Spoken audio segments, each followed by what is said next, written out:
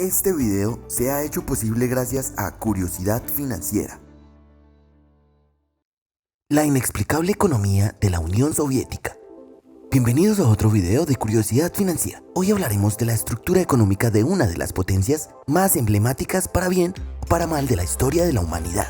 Esta es la República Socialista de la Unión Soviética. Una nación que tuvo una economía muy significativa en la historia de la humanidad, pero a su vez también es una economía muy difícil de entender. Y no es difícil solo por ser una de las prácticas económicas más polémicas que han existido, o porque fue la nación que más alteró la política mundial durante la última mitad de todo el siglo XX. También porque fue el hogar de los mayores y más rápidos declives económicos de la historia moderna.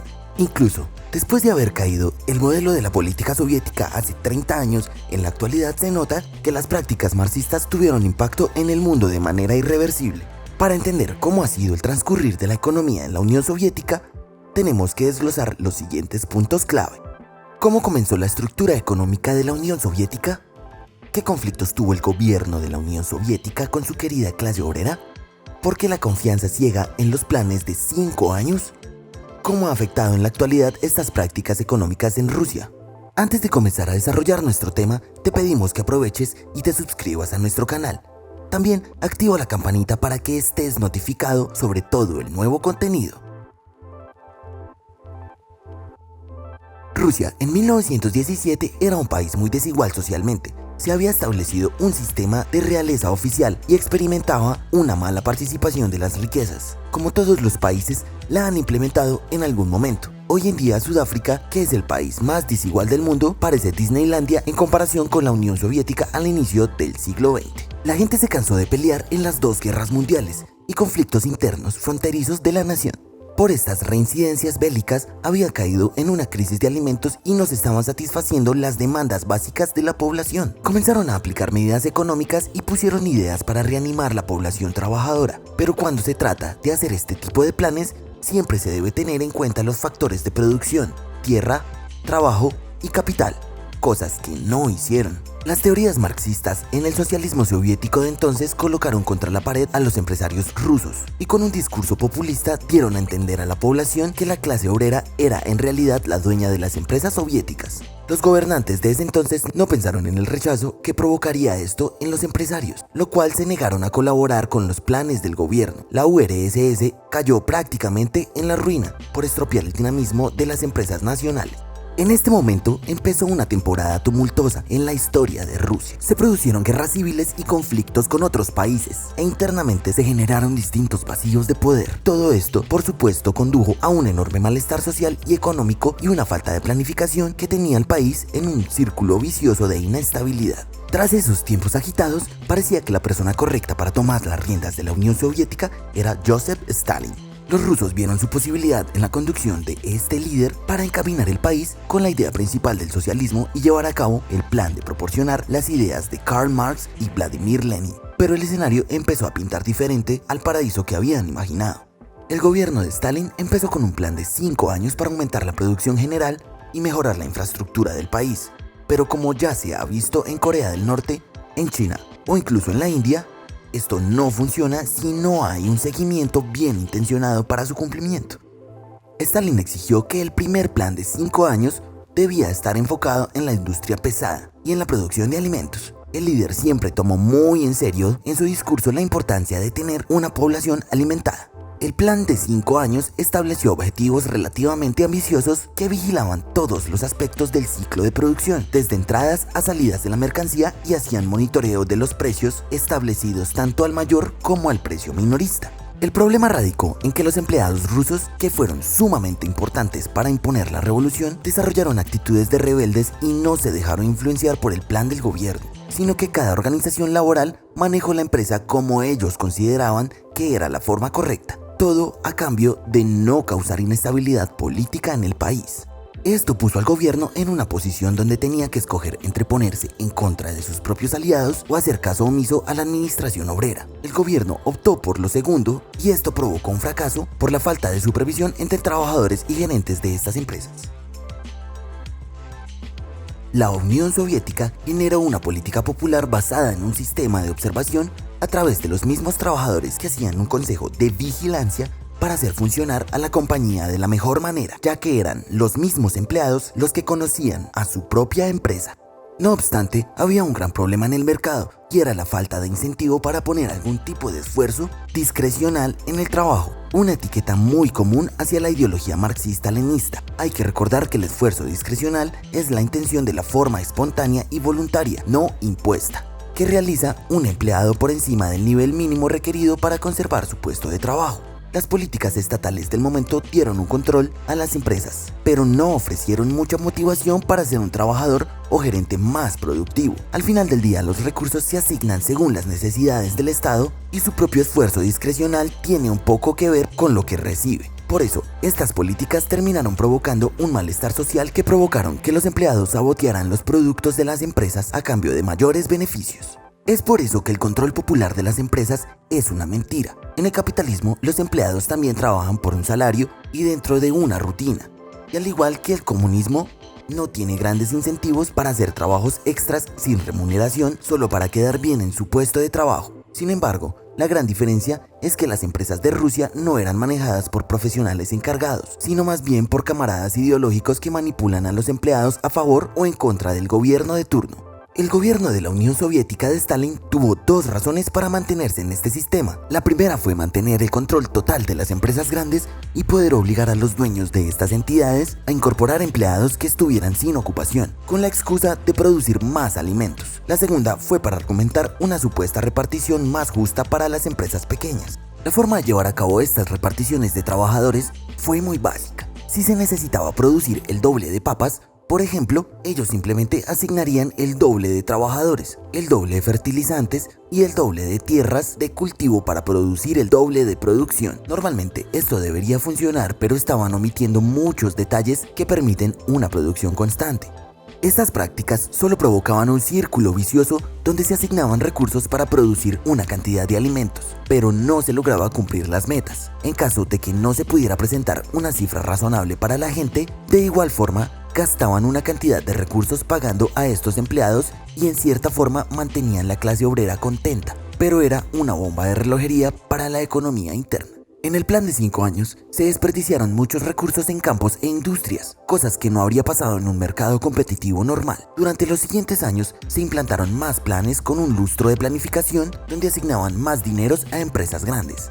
Terminaron olvidando a las empresas pequeñas y celebraban como grandes triunfos una leve mejora en la producción que tenían a diferencia del año anterior, cuando en realidad gastaron mucho más recursos y se había perdido una cantidad de dinero y tiempo considerable. La URSS se empezó a ver muy afectada por la malversación de fondos públicos. La obsesión de los trabajadores de gastar todo el presupuesto asignado él mismo provocó que el dinero se usara en obras con sobrecostes y se fue desfalcando el PIB del país.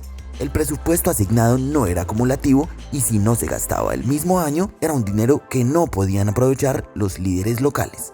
El problema base de esto es que a pesar de que todo esto ocurría principalmente en el sector privado, las mismas políticas de inclusión de clase obrera obligaron al Estado a ser responsable de muchas empresas para evitar su quiebra, lo que provocó que el sector público tuviera muchas tareas de mantenimiento de la economía nacional. Sin embargo, el problema generalizado con la asignación de activos no se detuvo allí. Esto era casi un problema de nivel superficial en comparación con la obsesión de la Unión Soviética por la acumulación de recursos y aumento de su capital. Rusia no toleraba tener ausencia de control en algún sector que pudiera generar ingresos en el país. Todo estaba vigilado y la mayoría expropiado.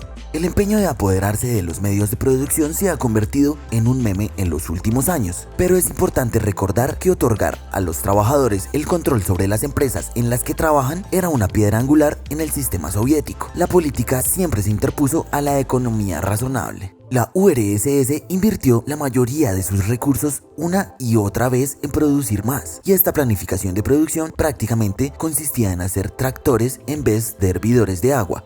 El problema de esto era que el primero permite exportación y grandes ingresos, pero es el segundo quien da comodidad y calidad de vida a las personas. También, por las limitaciones del mercado internacional, se frenó el crecimiento leve que producía las exportaciones de estas máquinas y provocó que no pudieran ser vendidas. Las personas no tenían interés en comprar los productos soviéticos y no habían fabricado nada que pudiera venderse a la clase obrera del país. ¿Qué te ha parecido el análisis que hemos hecho hasta el momento? Déjanos en la caja de comentarios qué opinas sobre la URSS. Además, recuerda suscribirte y activar las notificaciones para estar al tanto de más videos interesantes como este.